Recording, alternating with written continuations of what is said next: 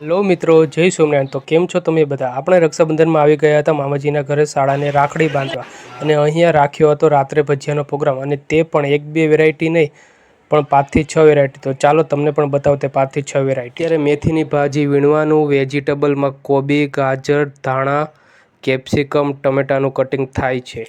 ભરેલા મરચાંનો મસાલો, ખજૂર અને આંબલીની ચટણી તૈયાર થાય છે।